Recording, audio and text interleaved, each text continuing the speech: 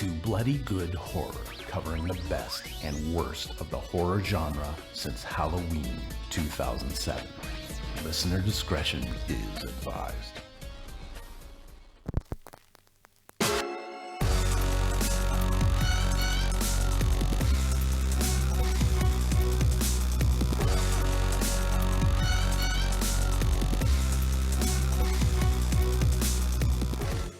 Hello, everybody, and welcome to episode 389 of Bloody Good Horror. My name's Eric, and I'll be your host for this evening, where we will be reviewing They're Watching, a wacky found footage movie currently found on Netflix.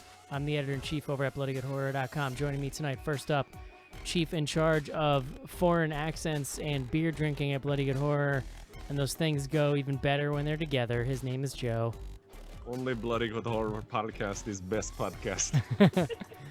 Next up on the show, Chief High Dark Priestess of Books and Reading and Symbols at Bloody Good Horror. Her name is Cece. Hello. Filling in tonight for the venerable Mr. John Schnars. No pressure. Does anybody know where John is? Is he? Who knows? He doesn't care about you. Can we refer to him as is over. we can refer to him as the gentleman from New York when he's not here? Yeah, sure. I like that. Does he wish to speak? Next up on the show, co-host of the Instamatic. He's also a published author of horror fiction. His name is Casey. Hello. That was not very enthusiastic. Hello! Thank you. Also, nobody's talking loud enough, so let's fix that. Oh, Next geez. up, last up on the show here, he builds Bloody Good Horror with his magical beaver hands. He now lives in Tallahassee, Florida, which seems like a weird place to live, and his name is Mark. What's up? How's the Tallahassee going, Mark? I love it.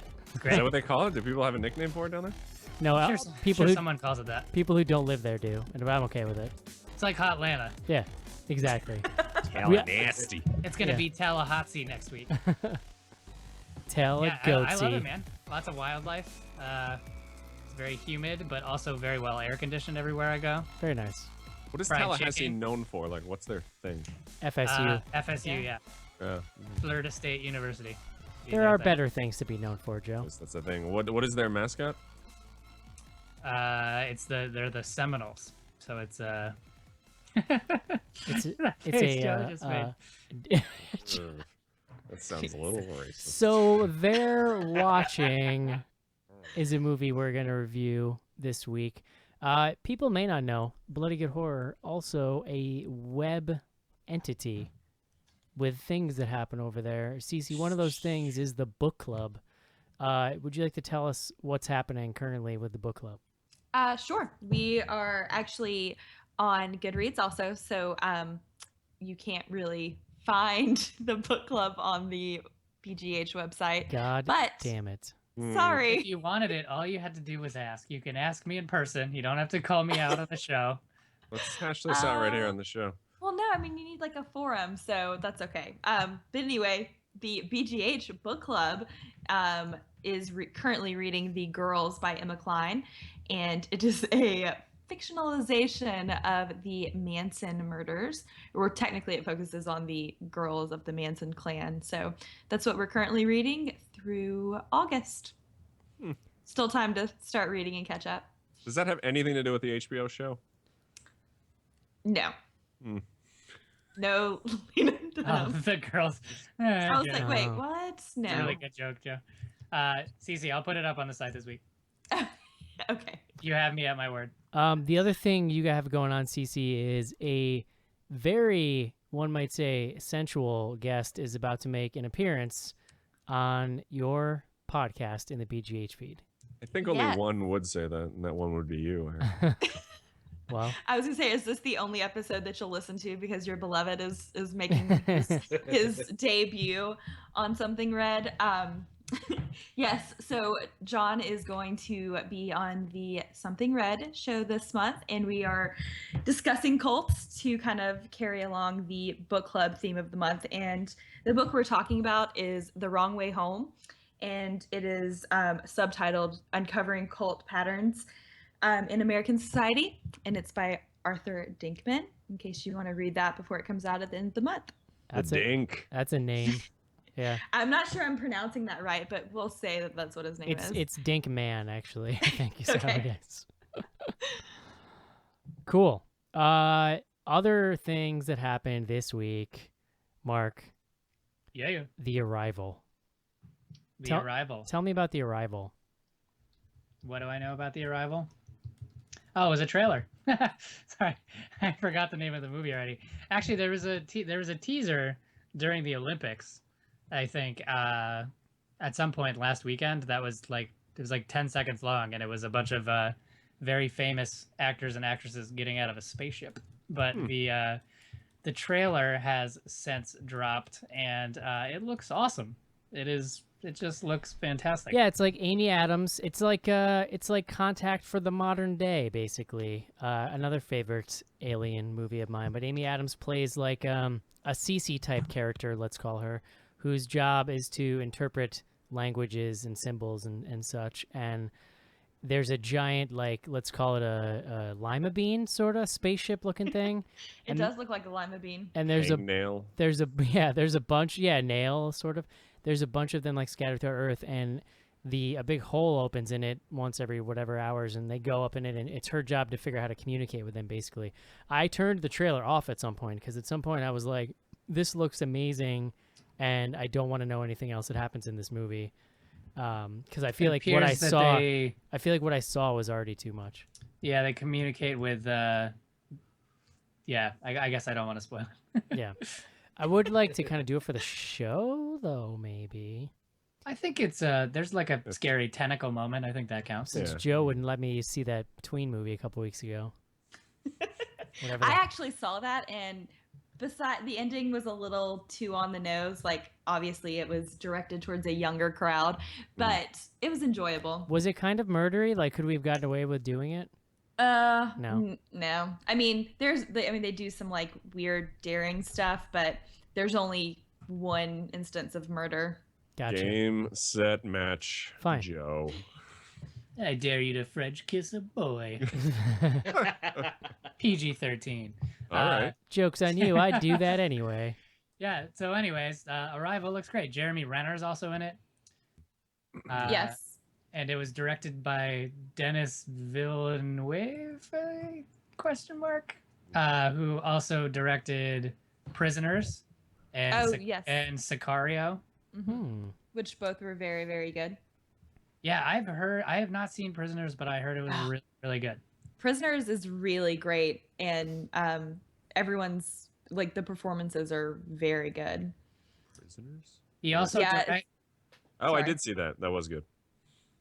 I was just gonna say he also directed a short called Rated R for Nudity. So Didn't see that one. Can't tell you about it. Joey's favorite. Hey, Mark. What's up? What do we got going on at bloodygoodhorror.com right now? God, we've got new reviews every day. So yeah, actually, Colin reviewed Resident Evil Apocalypse, which, is relevant to Eric and our ongoing discussions about the Resident Evil franchise. That's right. But one of the things that came up is Evan did a Let's Play of Mighty Number 9, which is not super horror related, but it's Evan, so Evan can do whatever he wants to do. But it's pretty cool. I don't know if you haven't heard of Mighty Number 9. It's been hailed as the spiritual successor to the Mega Man franchise, and it's also been sort of derided for its like crippling level of difficulty. So it's I don't like to watch Evan struggle. But I also heard that the game is shit. That it didn't turn out very well. Well, you're gonna have to watch our Let's Play video and find out. Shit. Yeah, so we've got new stuff. We've got new stuff all the time, and we're gonna have even more stuff coming up. We have new reviews every day. We're trying out some new kind of lists and that sort of thing, and that is something to look forward to. And also, I've been in talks about working out some new T-shirts and maybe some other stuff. So stay tuned for all that. But likely things sort of kick into gear around October time, so that'll probably be the time that'll be a thing. But the wheels are turning. So cool. The coolest thing we've done by far is the tie-dye colored sticker.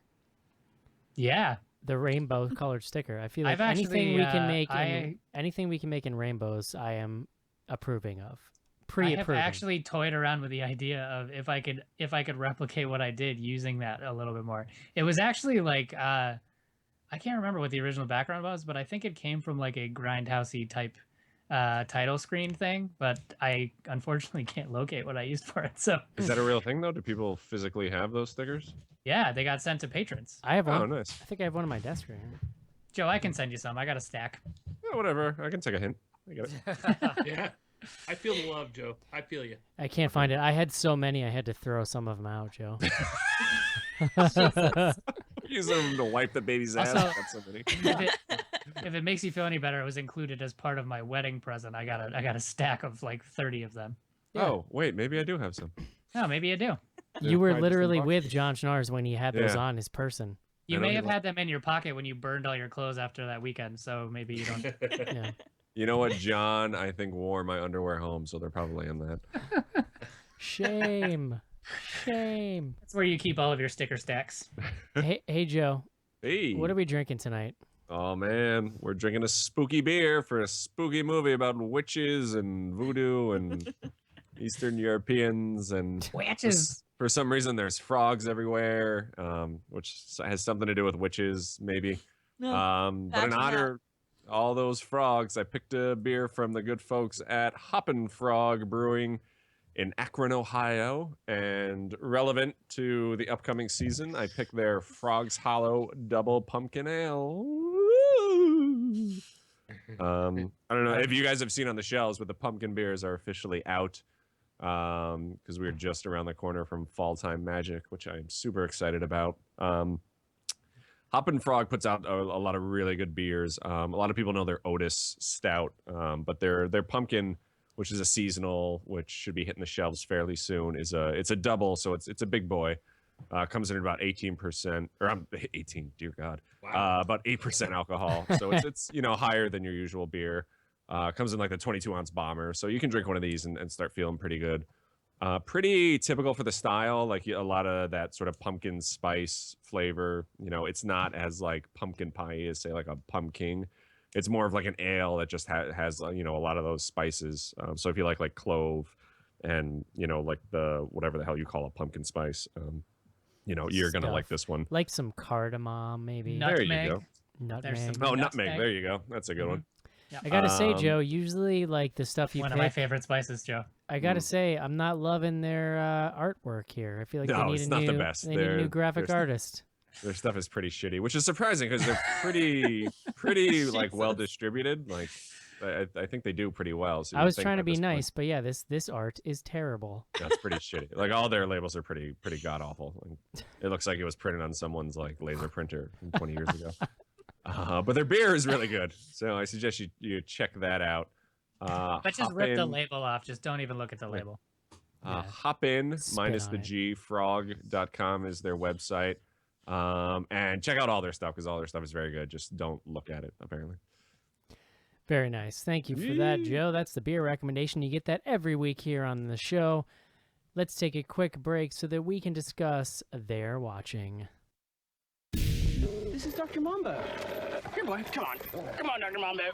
Is a doctor like a physician or a professor? Yeah, he's a professor.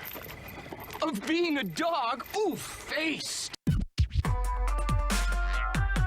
Hi, this is Electra Avellan. And this is Elise Avellan. And we're the crazy babysitter twins from Grindhouse. And you're listening to Bloody Good Horror. Mwah.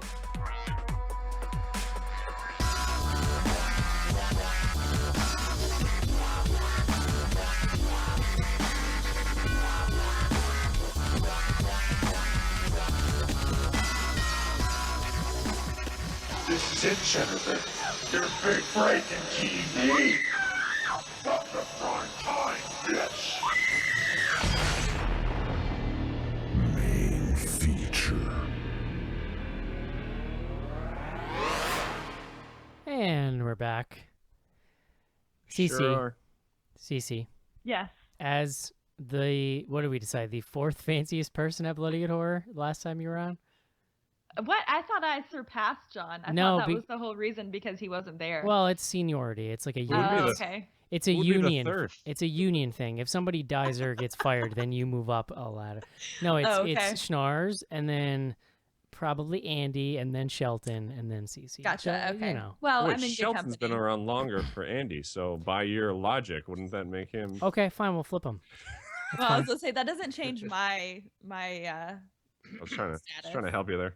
Well, thank you, but I appreciate What it. I was getting at Yes. is that you are one of the few people whom we allow to fill in for John Schnars in his weekly duty, which of course is the word of the day.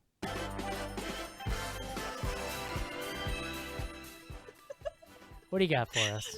Oh, those dance moves are impressive. The word of the day is transfiguration, which is a noun, and it is a complete change of form or appearance into a more beautiful or spiritual state. And the symbol that is often used to illustrate that is frogs, or are frogs. Frogs. Oh my god. What do frogs have to do with this Synergy. movie? What do frogs have to do with it? Yes. Frogs Frogs got represent to say- renewal, rebirth, fertility, transformation, and ancient wisdom. Frog, you wanna It's call frog- me I like They're Mark's. also I like Mark's straight- interpretation of that song. Got to do with it. Okay, CC, here's the What's test I on if you get to did move up the over ranks. Are you putting this word on a list? I have started my list of the ones I've used, Oh, but shit. I'm pretty sure. That gets you at least number 3. I was like, I saw like the third one. Shots you just fired. surpassed John. Yeah. Very nice. Someone is really applying themselves. Well, you know, I just like lists. Casey and I started bullet journaling, so that's the only reason why I've started it. Well, if we can ever break, That sounds illegal. Whatever that is. if we can ever break out of our union contract, CC, guess who's moving up the fanciness ladder? You know, just the mention of that is enough for me. It's okay. Can we talk about Also- what bullet journaling is, though? Yeah, what's bullet journaling? I'll I show you mean, her yeah, hand, Joe. yeah. Is that like no, scrapbooking Yes. yes, but only with for handwriting. non-creative people? Is that a Second Amendment thing? Is that No, a group we got to worry about? It's just trying to be organized. It's a planner thing. Oh, I see. I buy Casey those. and I are in a support group for each other. I buy those like planner cult. I buy those fancy leather-bound notebooks that you really like, Casey, and then I just like do really shitty doodles in them. Do they smell of rich mahogany? No. Actually, the one I have right now has R2D2 on it. See, look, here you go. Here's a list of all my notes for the show. Good God, what is happening? Is that bullet journaling? So it's pretty much just note-taking. Is what Yeah, Pretty you know. much. the But fancy it's name. in a fancy notebook. At some point in the run of the show, I decided if it wasn't memorable enough for me to remember it on the show, didn't need to be said. Well, I watched this while at work, so I was trying to like take notes while I was watching it, so I would actually kind of pay attention. Nice. Before we get into the review, I just have two very important things. Cece, when you first got on the show, I thought your shirt said creep, or creed rather, but it says creep because I could just see the top of the It piece. says creep show. It's a Creep Creed show. I went to the it's Creed shirt. show. at the gas station. With arms wide open. I kind of wish it were a Creed shirt now. And also, because you've applied yourself so voraciously, if you refresh bloodygoodhorror.com right now, you will see there's a link to the book club in the menu Wow. of the website. Mark, obviously paying attention to the show that we're doing. Yeah. I'm a wizard. All right, guys. I didn't even need to touch the keyboard. It just happened. This movie is called They're Watching. It is about a reality film, television, movie crew who films a shitty show about fixing homes. And originally the movie starts and we see the actual edited portion of the show where they travel to beautiful Moldova in order to hang out with this lady who her and her Euro rocker boyfriend were gonna buy this like hovel and Still a soccer player. whatever. Always been a soccer Well, it's fine. They're gonna buy this like shitty rundown house in the woods outside of a small town in Moldova, which just sounds like a great idea. She found a roguish surveyor. That was her boyfriend. So we see that segment, and then as we really begin the movie in earnest, they are going back a year later to see like what upgrades she's done. So that's where the movie picks up, and of course Moldova, creepy things happen when they get there. They get out to the house and even creepier things start happening, and the whole movie is just sort of about the way this crew deals with the creepy things happening around them. It is found footage from start to end, and has a lot of frogs in it. That's basically the gist. Nailed it. I did that. Beautiful. I did that in about 1 minute shorter than it usually takes Snars to do it. No, this is usually rambles on for about 7 or 8 minutes. Joe, sir. they're watching. This was, I would like to point out, this was my vote for what we were going to do this week because I thought the trailer looked good. Well, good for you, buddy. Yeah, thank you. What do you think, Joe? I like this a lot. It's interesting because we kind of talked about it on email. The movie's like about an hour and a half, and Movies really typically nothing. are, yes. Nothing really happens for about an hour. I guess so. It opens up with kind of how the movie ends, and then Tarantino's it back, and kind of shows you all the events leading up to the end. But with the exception of like that first 3-minute scene, nothing really happens spooky wise up until about like the hour mark. But really what you get is this camera crew kind of walking around this village, being creeped out by the villagers who are obviously concerned by their presence. And there's a lot of tension, but I want to say at no point do you really feel like, oh, someone's going to get murdered immediately. I don't think there's any real danger other than kind of being creeped out. But I thought the characters were really not likable, but interesting enough to kind of move that along. And even, Eric, you kind of talked about the one douchey guy over email. I thought he walked a line enough of being a douche, but still being kind of likable that you didn't hate him. And then when stuff really does kind of kick off, it takes a really hard turn.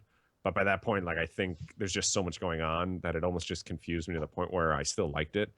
So, I mean, overall, and, I guess kind of expectations are kind of low for a Netflix just random find.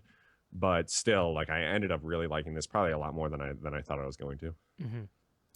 Cece. Yeah, I agree. I mean, I went in with pretty low expectations, but once I also realized that the writer and directors who it's Jay Linder and Micah Wright, they did Phineas and Ferb and Nicktoons.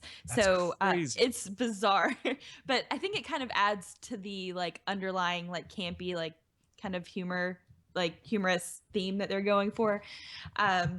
Well, I guess that they get to at the end. But yeah, I mean, I thought the characters were interesting and well developed enough that I kind of cared about what was happening, even though, it was kind of hokey and cheesy.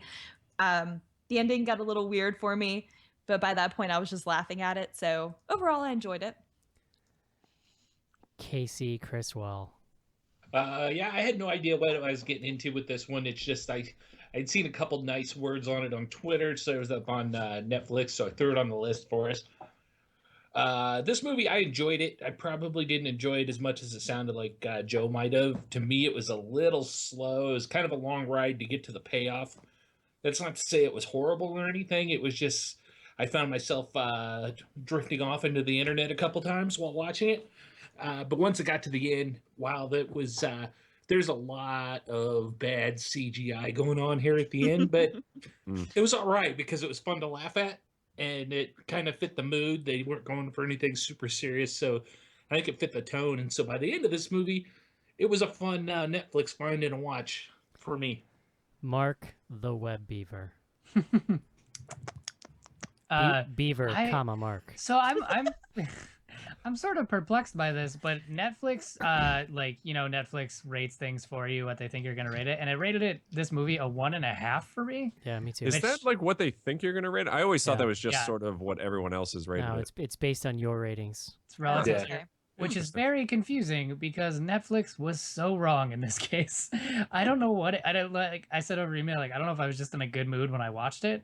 It obviously has its problems, and I don't disagree that the CGI was really hokey, and so it's not the best application of the kind of found footage stuff, but I just thought this movie was really funny, and it doesn't really pick up horror wise until the end. But you kind of just get the feeling like they wanted to make a movie about a bunch of people fucking around in Europe with some creepy undertones, but also have it be campy and funny. And I really enjoyed it. kind of sending Joe messages throughout the whole time I was watching it, because I just kept like running into these moments that I thought were just really over the top funny, and I really enjoyed it. One would say that you were bullet note taking. It's sort of, you know, Bullet Yeah, it was- texting is Bullet what's happening. scrapping. you know what's Oh, yeah. weird about it, and like I've been trying to kind of put my finger on as we've been discussing it. Like, I think when we see most found footage, it's one of two things. It's either very independent, like super independent. Some people got together, got their friends together, or whatever, did this thing, or you know, Mark Duplass doing this super stripped down thing over the course of a weekend, or like Bobcat Goldthwait did that Bigfoot thing, same thing, or it's like this is like a corporate found footage movie, if that makes sense. Like it feels like it's written Hollywood, I guess is more what I'm trying to say. This feels like a Hollywood version of those indie found footage movies, and that's fine. It just kind of took me a little while to orient myself to it. Like when it first starts, like the first 10 minutes of dialogue in this movie, if I didn't have to watch in the show, I'm not sure that I would have been able to continue. It's just like, it's so douchey. You know, they're dancing with their little bars, out candy bars or whatever, and like I don't know. I found the first time in this movie so obnoxious, and that's like a really tough part of a found footage movie, because you Dude, why are you anti Doina? you have Yeah. no right like Doina. whatever. You have no kind of plot in a found footage movie in the beginning, right? So literally the only thing you have to anchor to is the personalities of these characters. So like those are key moments in these films, and I just felt like it was a little off. That said, it totally builds momentum, and what's done really well is like the tension and the scare stuff is written and directed really well. Like whoever put this together definitely knows how to construct one of these films in a way that's tense. And so like for me, I didn't really find it slow, because from the moment they get into this town, like everything is pretty tense as they're walking around these streets. You know, even once they make it out to the house, there's clearly something up going on with the woman, the witchy woman. You know, so I really enjoyed this movie. It's weird. It's weirdly toned, and I didn't realize it was supposed to be kind of campy and funny going in, because the funny thing is it actually manages to have some decent scares for me. Like it's creepy, but then there's this weird tone where there's a lot of kind of situational humor, and then by the end of the movie, the campiness just like cranks up to 11. By the time you get to the finale, these insane terrible CGI special effects are happening, and at first it was like putting me off, and then I'm like, you know what? I feel like they're just making a wacky movie, and it just took me a little while to figure that out, because the tone is kind of weird. It's kind of, I don't want to say all over the place, because that suggests it was out of control, but it definitely is shifts. Well, Well, this, it is. Yeah, sorry. Like it is a little bit out of control. Like that tone that you're talking about, where it's like more funny, like I didn't get for like the first hour. Totally, yeah. And then when Except for like Yuri makes some really funny jokes. Like some of that stuff but I is feel funny. like that's kind of his character. Like Yeah. there's always that one like a little bit light character in these types of movies, you know. But it wasn't. I wouldn't say this was like funny by any means up until like it takes that turn. I mean, this whole movie lives or dies by how on board you are with all of the silliness. Like, I agree with Eric that, like, it is tonally kind of all over the place. And the ending really only works if you've accepted how campy everything is. And I think that it, you know, sometimes when you watch a movie like this, you're not sure. It's hard to tell, you know, with maybe some more low budget movies, it's hard to tell how much is intentionally campy and how much is just like low budget, whatever. And with this, it seems like there's no way that they couldn't have known how campy and ridiculous it was. Oh yeah. God damn I mean, it, I don't Casey. like you mentioned, Cece, that the Phineas and Ferb. Like, have you guys ever actually watched that cartoon? No. Because it has the same, like, because I've watched it because my daughter watched it when it was on. Like, it has the same sort of tone. Like, it's actually pretty Well, funny. it's not for, even like adults even. it's not even a comedy, right? At some point, it's just Yeah. like they're going for campy B movie, but in that sense, like on the surface, it's taking itself seriously, and then at some point you just go like, oh, there's kind of like something else going on under the hood here. Yeah. Right. Well, and that's Cece, go ahead. Oh You no, go. it's fine.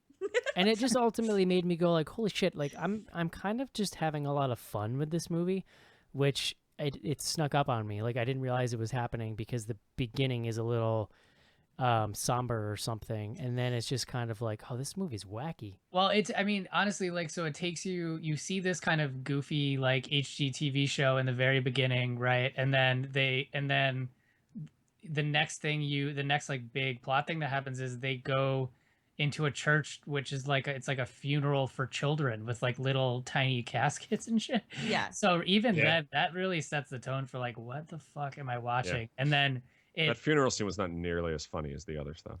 Right. It was a little funny, just not as funny. Those three dead kids were not humorous. It takes a little while to get back. It is interesting. It's like there's this humorous undercurrent, but there's also this like ever present. As it turns out, it's just creepy to have people who you don't know who they are like in the background of every shot staring at you. Staring it's at you, yeah. very creepy to do that. You know, we've gotten this far in, Joe, and we haven't even mentioned that Yuri shows up. Who Yuri, my favorite European. Yeah, so this guy, somebody can look up his real name, I guess, so we can give him his due. But Dmitry Dyachenko. He was in one of our other favorite nonsensical found footage films, the Chernobyl Diaries. No need to worry. Here is Yuri. Yeah, like literally the birth of one of Joe's greatest accents, but also like he's basically typecast as, here's a Russian dude who might be kind of sketchy, but he's less sketchy than the locals, so he's going to show you around this Russian place. Like, also, I don't know how far you've dug into his IMDb. He's played a character called Yuri on both Two Broke Girls and Without a Trace. Well, yeah, so like Without a Trace. So like literally, that's the other thing is his name is always like Ivan. It's always like the most Russian thing possible. Isn't he American though? There's no way. Or at least he grew up in America. He grew up in California. He looks like Brendan Fraser if he took way too much HGH and his head got like Sammy Sosa big. His head just grew outward in all God, he does. Yeah, it's Well, strangely we talked accurate. about it on like over email before the show. One, he was attacked by a wolf as a child. Yes. And his face was pretty much eaten off and then reattached. It's like the Hound. Yeah, it's pretty much. And then two, he's currently pending sentencing for pretty much he killed his girlfriend's rabbit and then ate it and sent her pictures of the whole process, saying he was going to do that to her.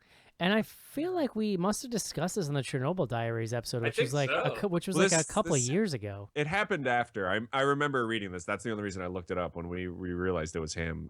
It was not too long ago that this whole thing came out.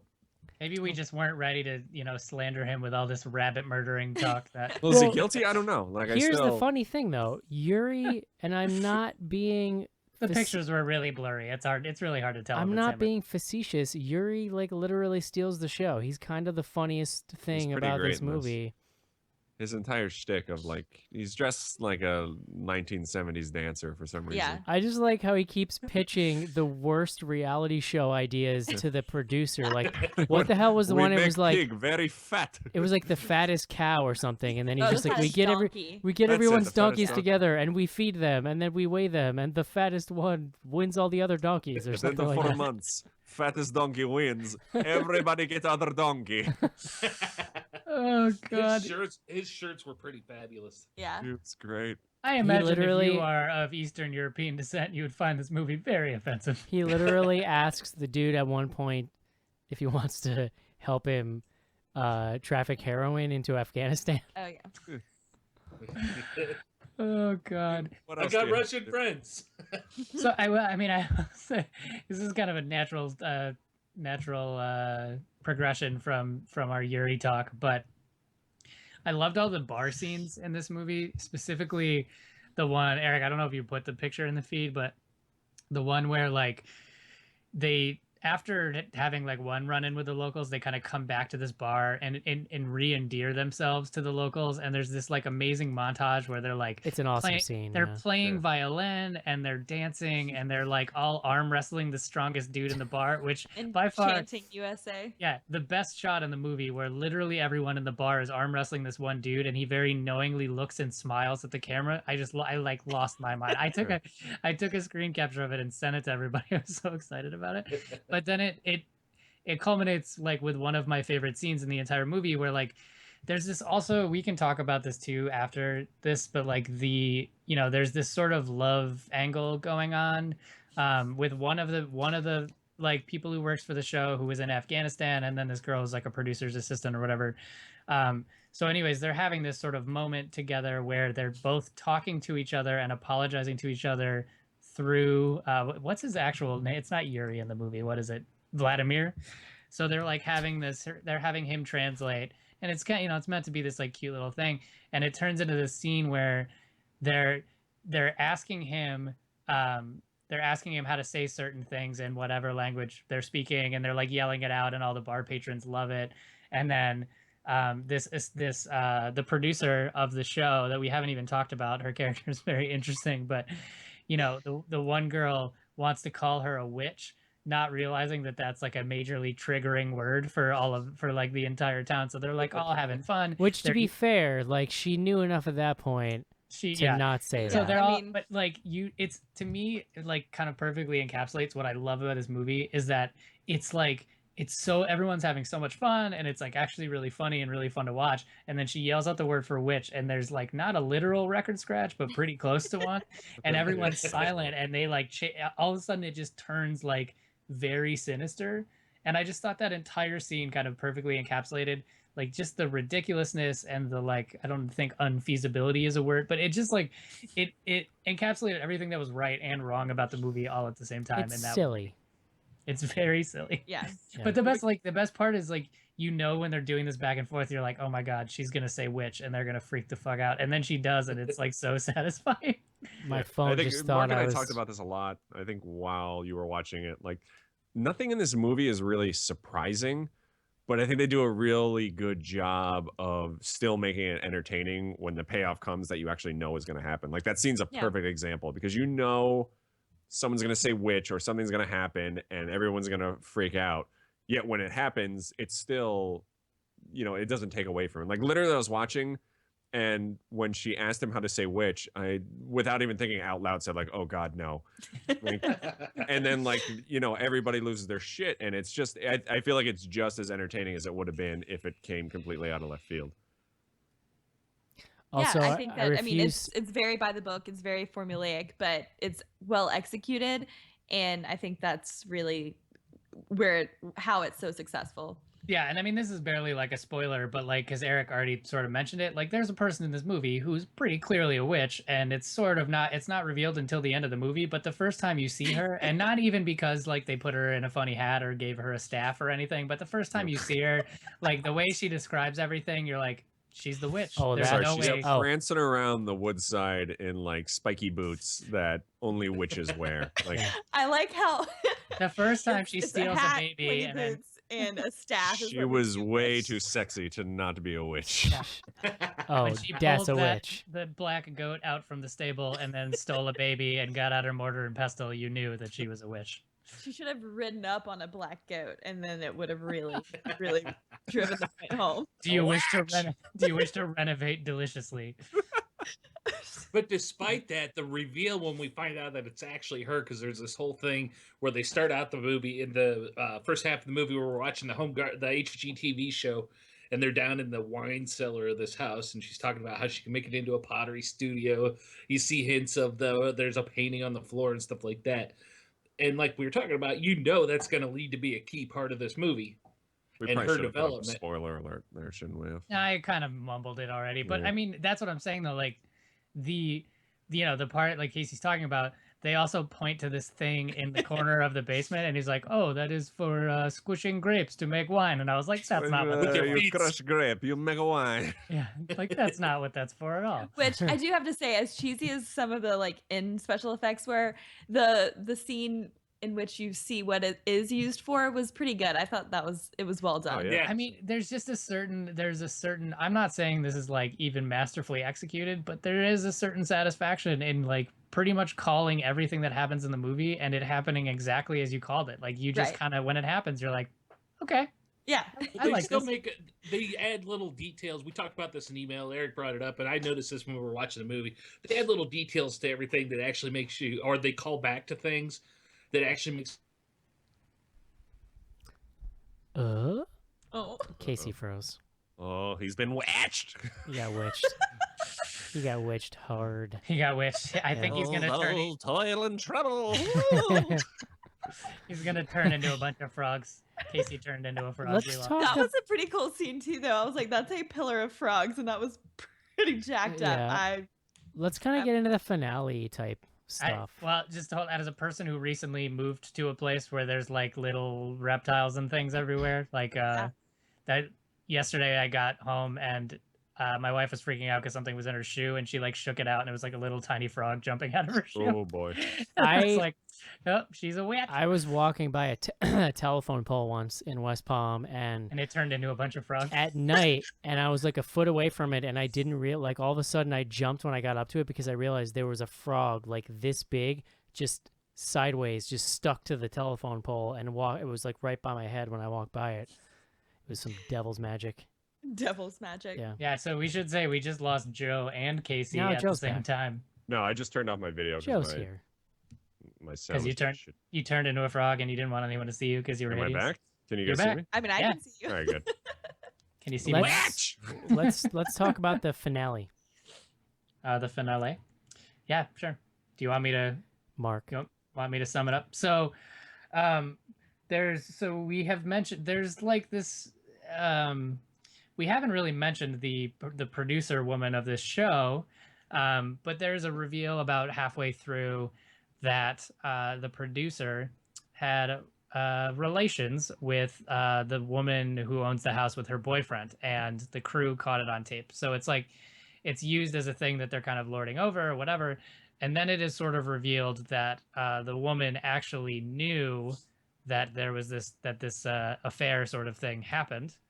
And things just kind of get crazy from there. It's like it's the usual, like, we discover one thing and now this person who we've been around the whole time is not who it seems they are, except for everyone watching the movie who's like, yeah, this person is a witch and you know that she's a witch. Well, so That when sexy ass lady is definitely a witch. When Vladimir's showing what's her name, Becky, or who showing Yes, this Becky. Homeowner, yes, Becky. The good hair. Becky with the beautiful red hair, this house. He tells her that there's, it's a great house. It's out in the woods, but basically there's like this legend about, Moldovians having a fear about a witch, and it's just kind of like a throwaway comment. And then later, when we realize that she is a witch, we kind of realize that she's been possessed by this witch spirit that's been there the whole time, and it was just kind of waiting for a perfect vessel. I think at like the beginning, they almost allude to the fact that that town had almost been like a Salem to them, like. Yeah, exactly. Don't we see like a painting or something where like they were burning witches and stuff, like. Yeah, I think they talk about that too at the beginning. Like there's the painting, and then the townspeople have talking about burning people and all kinds of stuff. I thought that the scene leading up to the finale where they're in the house and they're sort of waiting for the boyfriend to come back and they kind of hold themselves up in the house overnight. I thought that scene was like pretty tense. Oh yeah, for sure. I will say. Go ahead. Sorry. No, I was just gonna say it's also where this sort of needless Iraq war subplot comes to a head. We see that play out. Yeah. Like it was just so. I believe it was Afghanistan, Eric. Whatever. It insisted upon itself. It was. We talked about this in the email beforehand, and Cece brought up a great point. If you're talking to a war vet and they don't want to talk about their experiences, don't freaking push them on it. Yeah, don't. I mean, that was really bizarre. Like, I don't understand what they were trying to do with her character besides make her seem like really naive. But I was like, Yeah. girl, I think you need to back off for I mean, a of, second. of all the things that they could have cut from the movie and not made any difference, like literally at all, they could have cut that really easily. Right. I kept Uh, thinking like he would have like a flashback or like a freak out, and it just kind of it was strange. Well, it just doesn't really factor it, right? It doesn't fit with the rest of the movie. It's this like very earnest, romantic, but also like very dramatic, serious subplot under this like really goofy movie about you know, Eastern European witches. It's just kind of Well, I thought that Becky telling that girl, the PA, that if she liked that guy, that she should like make a move. I thought that it would come back that Becky was gonna like, you know, sacrifice him and I don't know, you know, take his manhood or some shit. But steal his seed. Yeah, I thought she was going to get brought into the fold. but The to continue with my rambling description of the ending, basically what happens is they sort of figure out that she's witchy, and you know they end up in the basement and she reveals what is inside the grape squishing vat, which would be the remains of her boyfriend. Yeah. And also like crazy dark energy something, and then that just basically tips off like this insane like 6, 7, 8 minute scene where she's just witching the fuck out of everybody. She loses her and shit. also the villagers are attacking the main characters. I was a little unclear about that. Like everyone's fighting everybody in this sort of. I think it's Well, I kind think of they're trying to attack the witch. They and are, the but I witch- think the it's witch kind is of like killing everyone. But I think it's kind of like, fuck it, you're with the witch. We're also going to attack you Well, because and I they think don't it was know. like if the witch has her sacrifice, maybe she'll leave the townspeople alone. So I think Right, so everybody killing everybody basically. I in gotta this say, I didn't love the way they wrapped, how they showed the end in the beginning, because like nothing really. Well, I guess there is a little twist to how that scene plays out. Like literally, the movie opens with seeing the girl get hatcheted axed in the face, and then the guy I about agree. to Like be there shot. really wasn't. I don't know if there was a reason for that Other than the starting fact it that out with something. Like I don't know that it brought much. There wasn't much like the nice. The only symmetry. like reasoning I saw for was like nothing happens till like an hour Right. and 10 in. So it's like, all right, we're gonna show you at least something like shit hitting the fan, so you don't shut this off after like a half an hour. Maybe that's smart. Maybe that's what it was. That's yeah, just my but take. but this scene is, so when we were talking about like it is full of like really cheesy effects, but applied with just sort of like gleeful exuberance. I don't even know how to, like, it's very clear to me when they were putting this all together. We're like, we know this is gonna kind of look like shit, but it's gonna be really fun. Like Well, that's what I'm saying. Like it's almost like if they did like one really shitty CGI lightning bolt, it's like, wow, that really stands out. But if they just like unload and have it everywhere, it almost like overwhelms you into being like, well, yeah, no, this is fine. right, like we're gonna like rip this dude in half with plasma beams and also turn this guy into a frog. Like it was just into a bunch of frogs. It was ridiculous at some point, and it was like baby's first visual effects program. Yeah. It was like, hey, iMovie had this cool like Harry Potter zap built in. Check this out. We've You know. got I thought this it paid filter. off when you This saw the filter. plasma beams wielding axes, though. Yeah. It's mean, fun yeah, though. it's Like just- at some point you just have to roll with it. And like I was in the beginning of the finale, I was like, what are these effects? This is the worst. But then it got so over the top. I really think it was the finale that clicked the like switch in my brain and made me go like, oh, this is like campy. Yeah. But like they just doubled down. But and it were was like this is what's happening. They didn't really hit that hard until they hit the finale. And that's kind of like the funny thing is that once I came around, it changed how I viewed the rest of it as a whole. Mm-hmm. You know. Man, I can't wait to read our Ask BGHs. We've got some contentious discussion Well, going on. anything else you guys want to talk about with regarding this? I mean, I will say, it's like when we're talking about the tension, I did totally skip over the part where they found both Vladimir, Dmitri, Yuri, whatever his name was.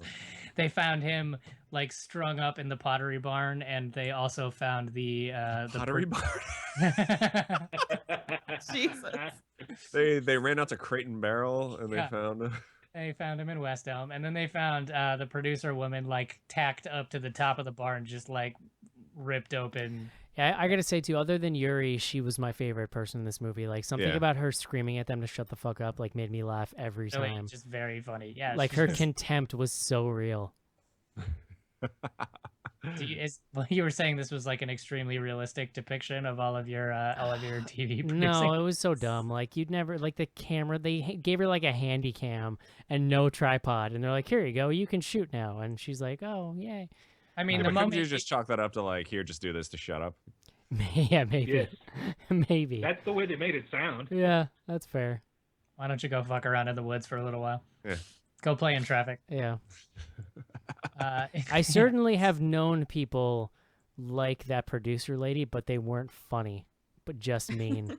I mean, it's probably not funny when it's happening to you. It's funny when it's happening to someone else. Definitely sometimes. not. But she even has this like interesting little human moment in the third act where she just is all exasperated and she realizes that they've all seen the video and stuff, and she's just like, I like put my neck out for you guys all the time, which totally could be true. You know what I mean? Like she has people above her coming down on her, and like you could see somebody like that, like not that she's not super mean, but there is probably stuff happening that they don't even know about that she's shielding even in them like from. the scene where they're at the bar, like she loosens up and like she's not a totally unlikable character, which is kind of my point, like going all the way back to the beginning, that like everybody is interesting enough to keep this moving where you don't really get any big explosions until like an hour in. The thing about that moment too is that's like a nice little human moment that works because it's brief, they touch on it and they move on, not this war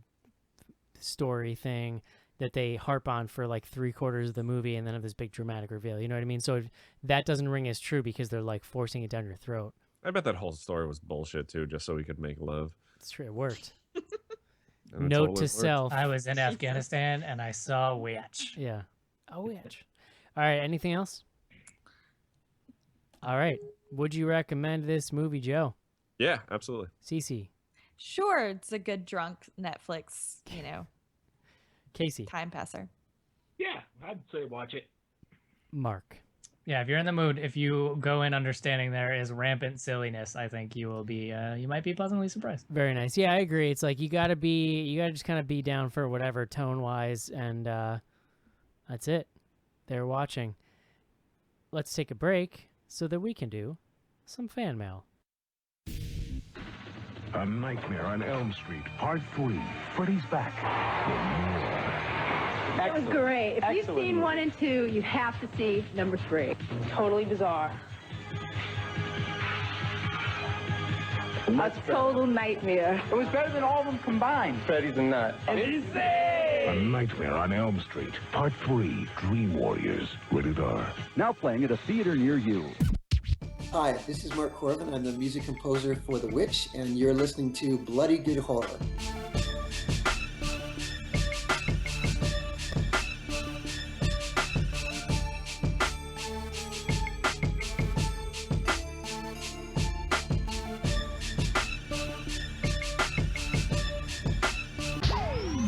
Send your emails to info@bloodygoodhorror.com or hit us up on Twitter at BGHorror with the hashtag AskBGH. And don't forget to pick up back episodes of the show at podcast.bloodygoodhorror.com.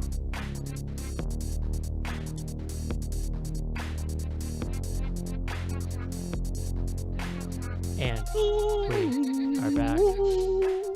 We are back. The Dream Warriors. You know, they're playing that at the drive-in near me. In a that's few cool. weeks. I really. And they got what's her name? The girl who plays like the metal chick. Like she's gonna be there. I just really love that commercial because I love when he's like, "It's better than all the other ones combined." Like, that doesn't make sense. That's not how math works. That's the first one I saw in the theater.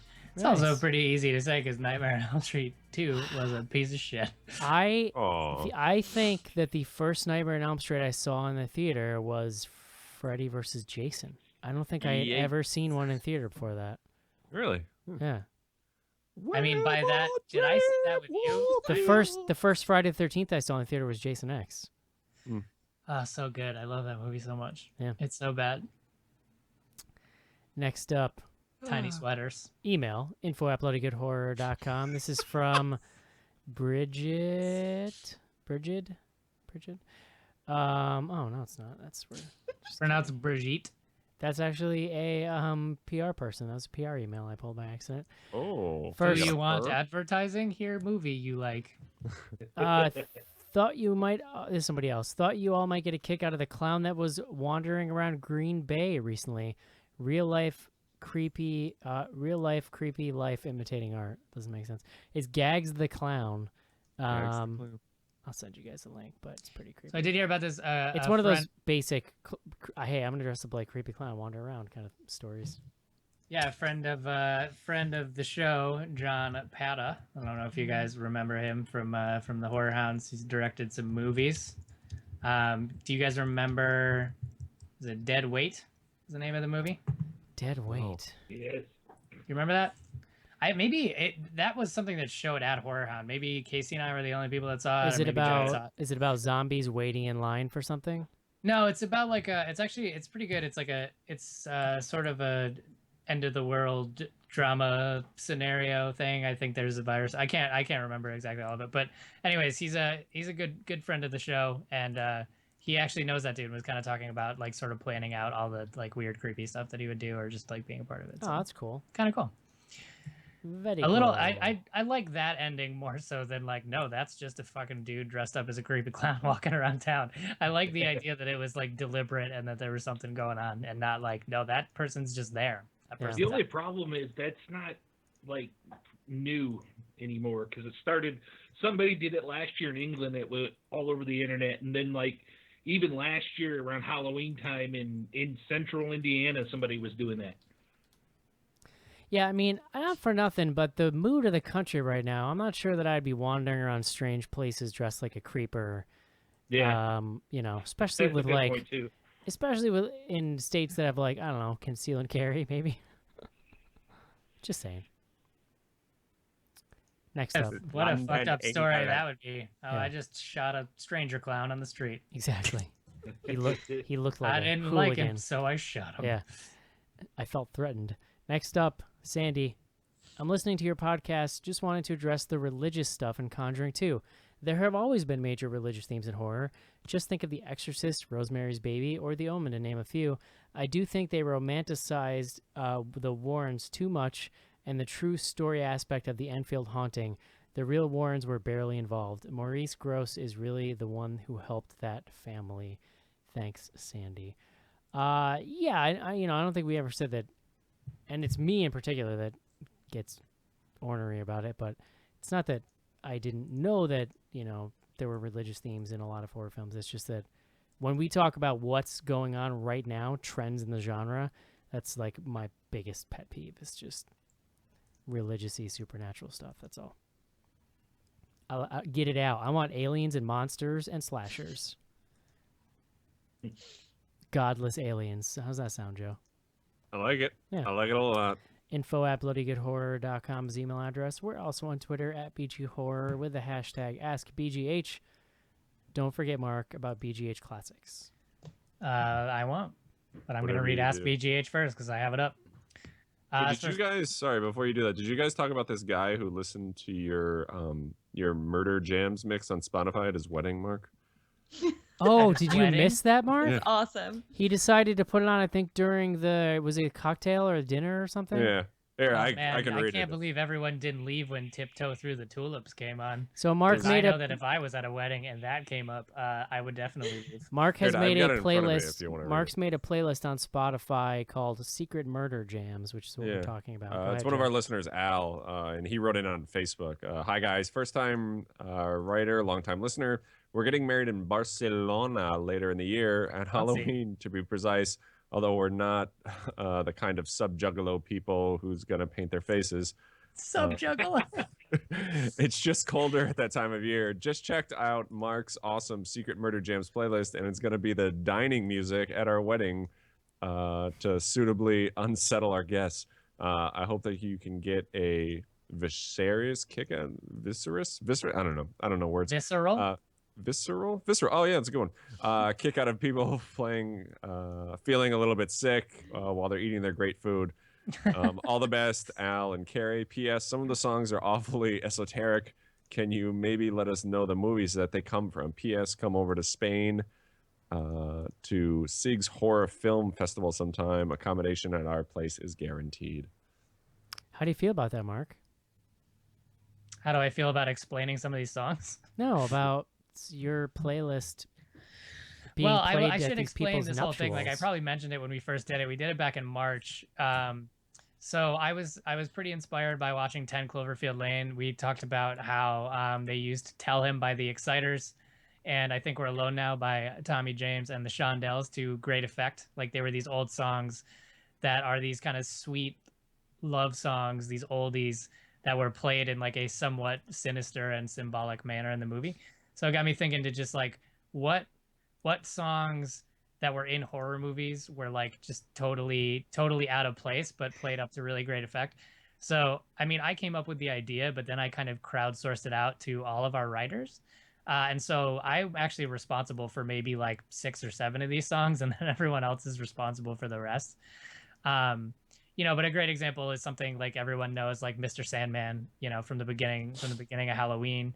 Also, just because I feel like I need to share this, the beginning of Mr. Sandman, at some point, someone pointed out to me that it sounds like 2 people banging, and now I can't unhear. So I'm gonna give that to everybody for the rest of their lives.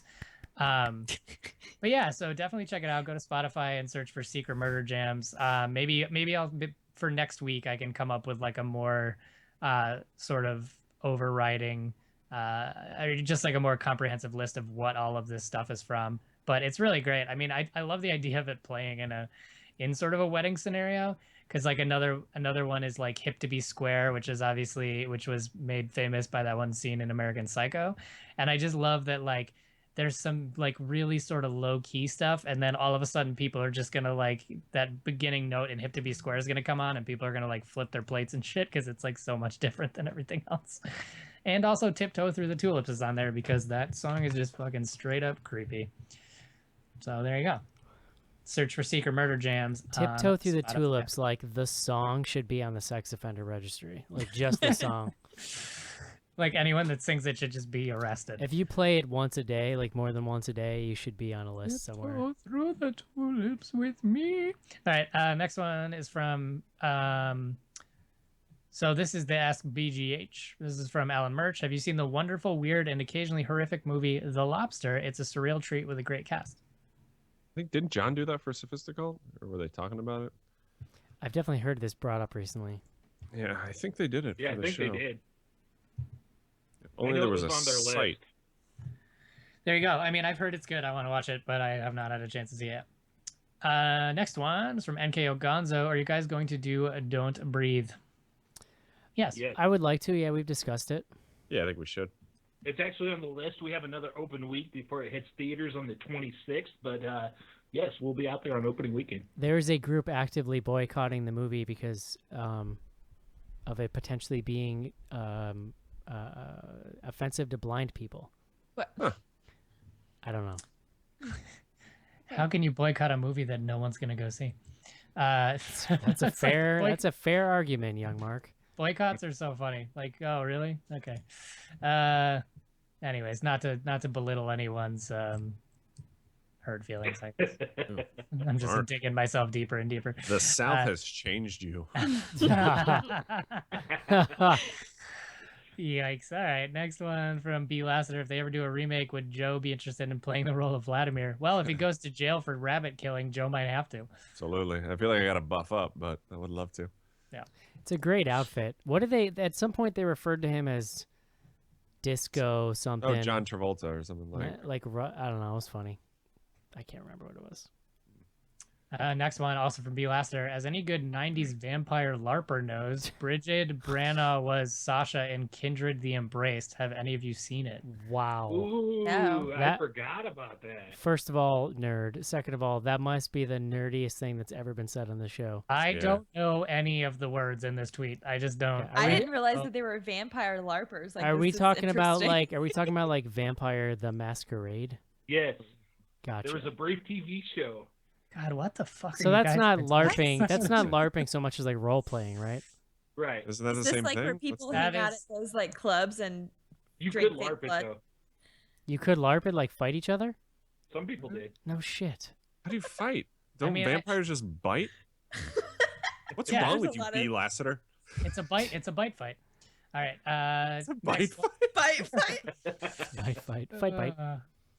Next one is from Aylin1477. My There Watching movie review. Yo, fuck that movie. Thank you for your time.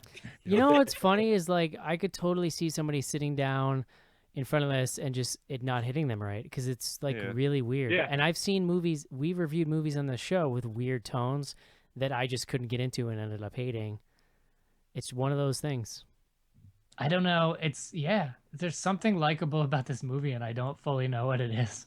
Yep. But Like it's, I'm just saying, I don't necessarily blame somebody for not being into No, it. definitely not. And like you know, I think like I mentioned earlier, it was like rated really low for me on Netflix. So I went in and I had never seen a trailer or anything. So I went in with like extremely low expectations. So I think this movie just exceeded my non-existent expectations. All right, next one. Also from Alien1477, Terminator 2 or Aliens? Aliens. T2. Aliens. I think? T2. Yeah. What a weird question. Well, they're That's a- pretty similar movies. It's an interesting follow-up question to the first statement, I thought. Okay, next one. Stouto114.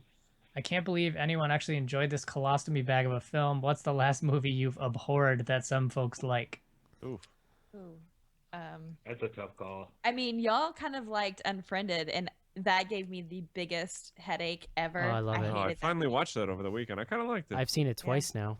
I thought the ending was really stupid. And I hated Annabelle, and I think some people liked Annabelle. Maybe not on the show, but I know some people. My ended up- favorite Annabelle thing about Annabelle was that some dolls were different sizes than other dolls. That was my favorite part. I don't know. This happens to me a lot actually, but I can't think of any off the top of my head. No, me either. I wish I should. I think I have a long-established history of having bad taste, so I don't know that I'm fair to weigh in on this.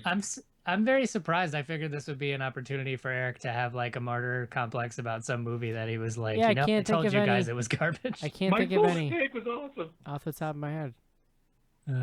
Yeah, I don't know. We're just going soft in our old age, you know. We don't really have any sort of thing like that to speak of. All right, this is the last one of the Ask BGH. This is also from B. Lassiter. Also not a question, but I'm going to read it anyways. The end of the They're Watching is kind of like a Benny Hill segment, and I loved it. # witch the fuck out of everyone. A little bit, yeah. Yeah, it's a pretty good comparison. What probably would have been better with Yakety Sax. Now I want to see that all sped up with Yakety Sax playing in the background because it's even better. We should put that as a bumper. Okay, let's see. BGH Classics. So that was a nice noise. So if you're not familiar, our classic episodes are available either a la carte at bloodygoodhorror.com, or if you subscribe to our Patreon at the I believe $6 level and up, you get access to all of the back episodes. So if you do that and you're listening to the back episodes and you see something, say something. If you hear something that you think is particularly funny and you'd like to share with the class, tweet it with the hashtag BGH Classics and we will read it on the show. So what's nice about that, just to get into it a little more, is that you get access to all of them in a Google Drive app. So you can you can download them on your computer, or you can like just have the app on your phone and literally just play them, like stream them like their podcasts, which is nice. Yes. So if you're going to tweet us with that, also please include the episode number so other people can pursue the quote that you're giving to us. This first one's from Straight Chilling. BGH cracking me up. Morphos, your one true Lord and Savior. I tried to say that joke like 3 times and nobody was listening to me, so I'm glad that somebody appreciated it. Wait, who? What? That was last week. It was just a dumb joke I made. I love dumb jokes. Speaking of dumb jokes from last week, I got quite a bit of attention for something I may or may not have said about vibration and hind parts. And I just love, of all the things that I said, that's the one I've gotten the most feedback on. Yeah, no, it's pretty good. I was really jazzed up last week because I hadn't been on the show in a while and I was also drinking. So The human butt can only take so much vibration. Yeah. You just said it's so matter of fact. I mean, it's true. That's science. This next one's from Bid O'Brien, episode 244, in which peanut butter solution is first mentioned to everyone's disbelief and enjoyment. # peanut butter pubes. Oh, that's the best. 140 episodes ago. You know what I mean, the best part about that is that when Joe first brought it up, we thought he was kidding, and then we watched it, and it's actually even weirder than he made it sound. Yeah, you can't fully explain that. Ernest Butter. Ernest Butter. Jesus. This next one is from HP Make Lovecraft. Waka waka waka. All right. The best horror film of the year. Wait, quote, the best horror film of the year, attributed to every film, Bloody Disgusting, from Bloody Disgusting's website. I really like that we've started this meme. It's They also have apparently the sidebar of their website, they have a section called The Further. Okay, I could get with that. Yeah. That's pretty sweet. Man, I was looking at, was it Dread Central? That's one of It's them. interesting. You know, years and years ago, a little website called Bloody Good Horror decided that we weren't going to go crazy with knives and blood and shit all over the website. And then, you know, you just kind of see these larger websites just opting for some simple layouts and not having like crazy saws and blood and random shit all over the place. I'm not going to take credit for it, but there might be something going on I there. think you're right, Mark. I think we did change the face of horror websites forever. I think yeah, that's they're like, let's look at white, you know? That's Some what people- that's what I'm hearing. We decided to not pack a chainsaw and not skin your ass raw. Skin your ass We raw.